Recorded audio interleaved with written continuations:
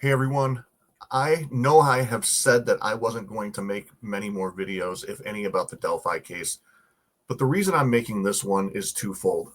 Number one, after all this time and all the yapping going on in the background from people trying to free Richard Allen, saying he's innocent, et cetera, et cetera, et cetera, just being complete miserable human beings online toward victims' family members, re-victimizing them, I'm posting this video because I believe that the victims' families deserve answers. Richard Allen is guilty of this crime by a jury of his peers by an overwhelming amount of evidence, despite what anybody else tries to tell you. And secondly, I got to thinking as I stopped to ponder this case again in retrospect.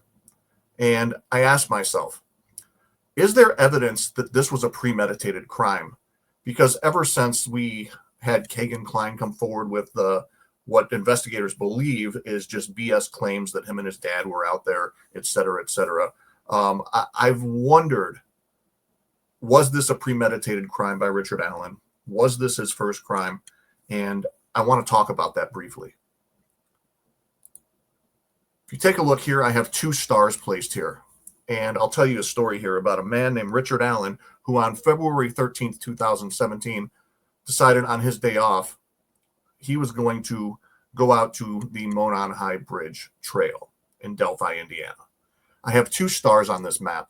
One star is a light blue star, which represents where people usually park before going and crossing over Route 25 to the Monon High Bridge Trail.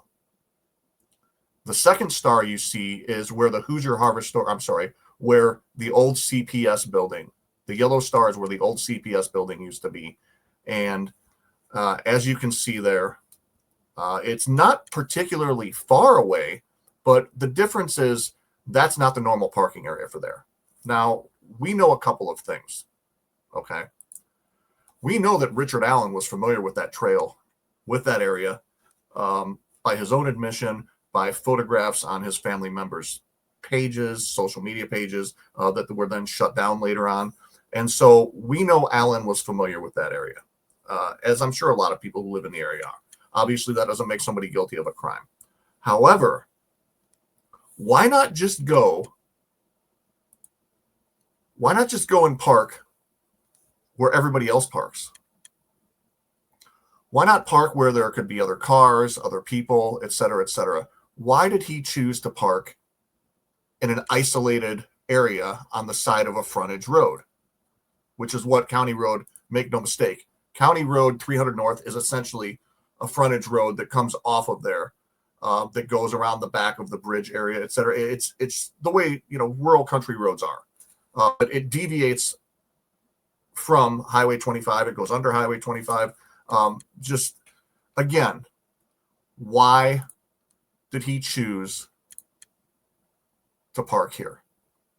And forgive this crude photo here, but again, this is kind of an eighth, maybe a little bit more of a mile away, kind of off the beaten path here, to where you could just kind of take a side entrance off of County Road 300 North.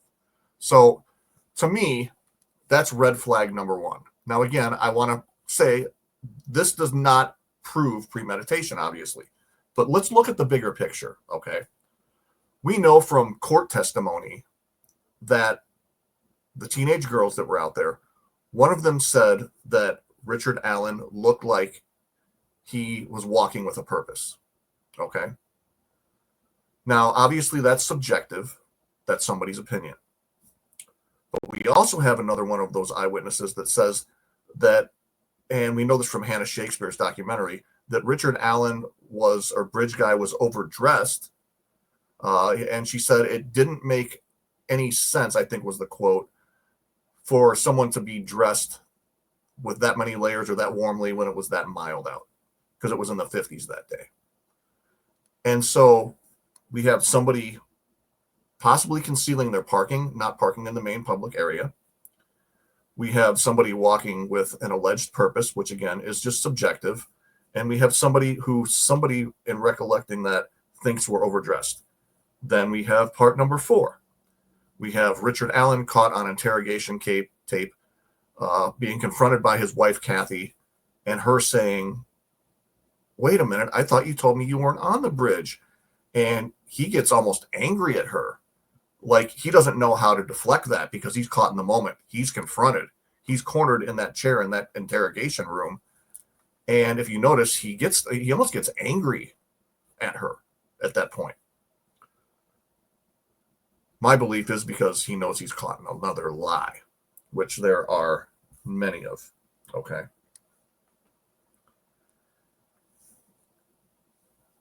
I've always found it interesting, too, as I mentioned in one of my other videos. When investigators came out to talk to Richard Allen, he originally told them that, he was familiar with the case, not following it too closely, et cetera, et cetera, et cetera. Court proceedings show that he actually was following the case because, they track all that stuff. He just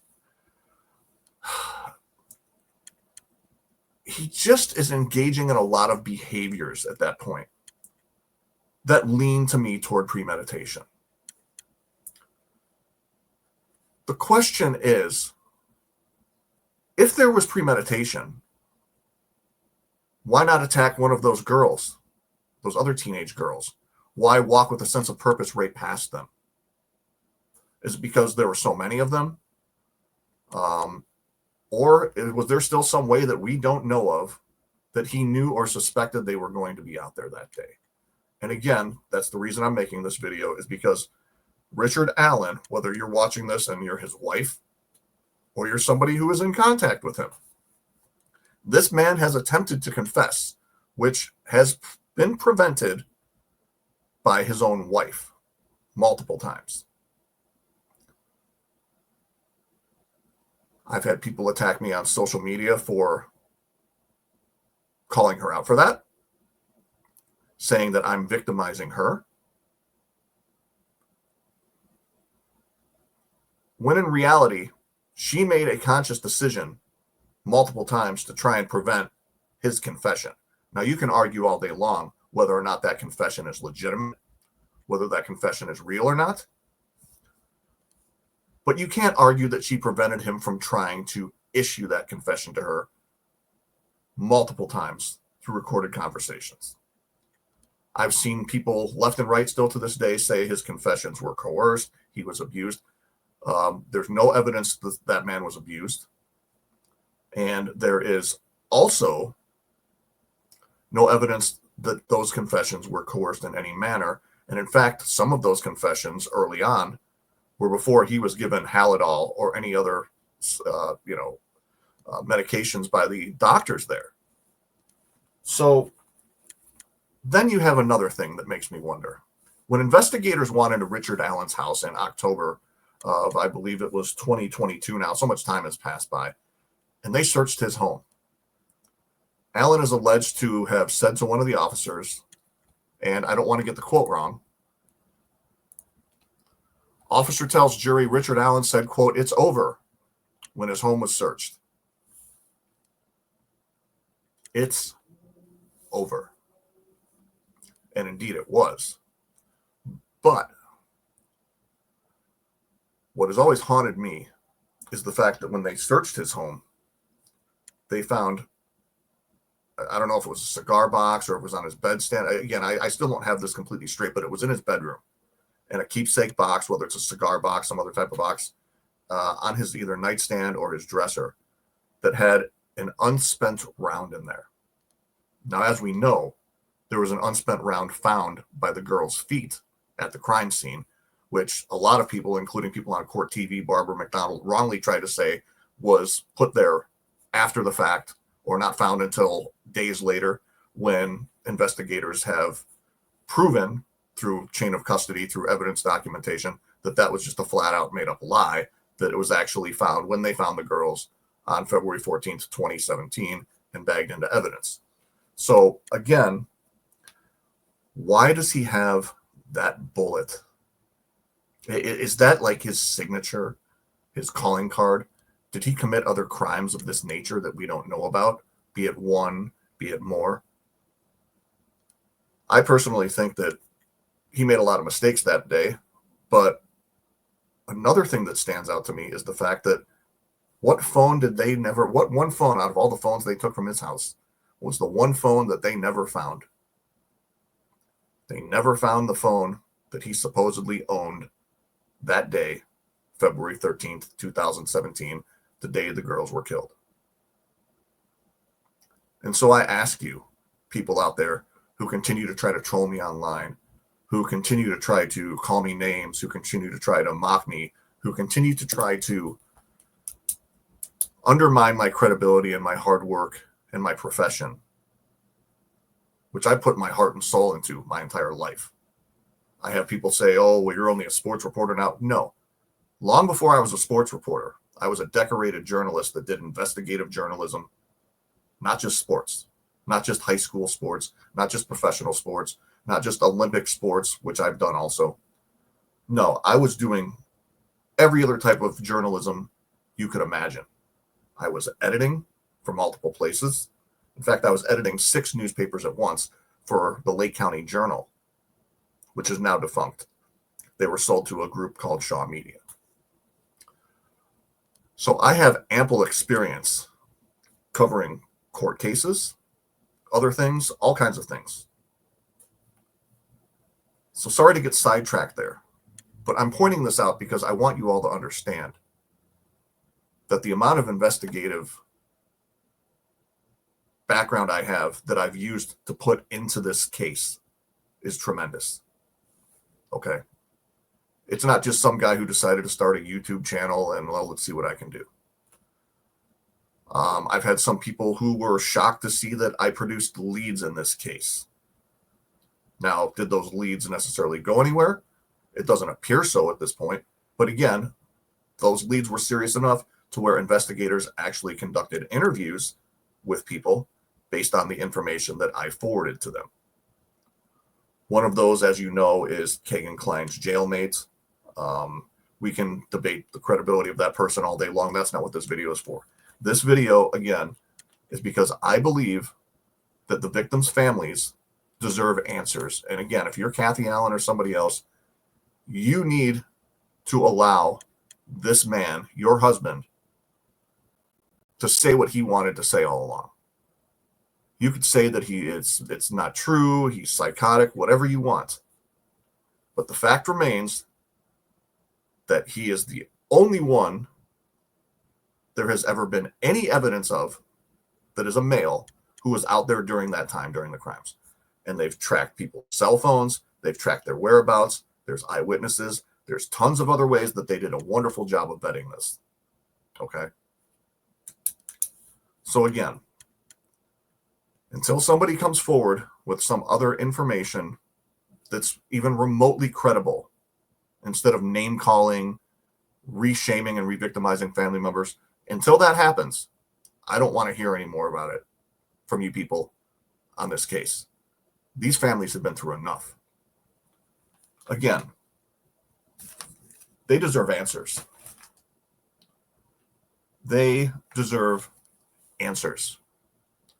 Not having to go through retrials, not having to go through more odinous made-up BS. They deserve answers. So I'd like to know what all of you think. Was this a premeditated crime?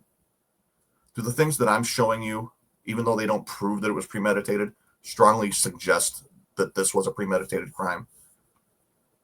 Did he go out there targeting those 2 girls specifically, or was he just going out there to target anybody?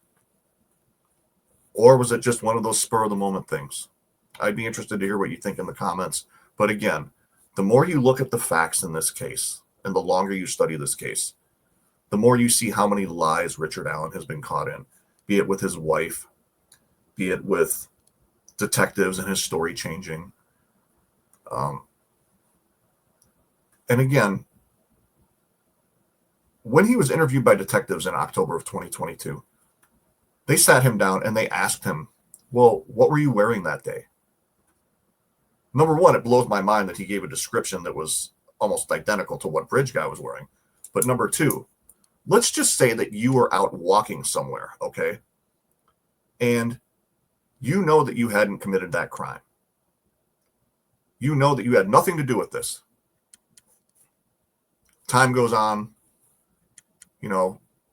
You come forward to the officer, Dan Doolin. You say, hey, I was out there that day. But then 5.5 years later, when police come knocking at your door, and then they take you and they interview you and they ask you, what were you wearing that day? Why would he have any reason whatsoever to remember what he was wearing that day if he had nothing to do with that crime? Because I'll tell you right now, 9 times out of 10, if I were just out somewhere randomly and somebody wanted to ask me 5.5 years after the fact, hey, what were you wearing that day? I would have no reason, none, to remember what I was wearing that long ago. That's not how the human mind works. So again, we can argue all day long about this, about that.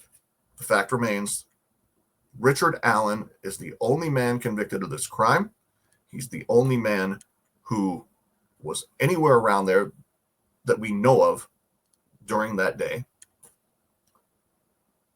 And the victims' families deserve answers. Period. Sorry if I dragged through some of this, but I really want to get my points across here because a lot of people don't seem to understand just how many subtle little things there are that are out there, if you study this case long enough, that show the repeated deception, the story changing of Richard Allen. And again, I would encourage Kathy Allen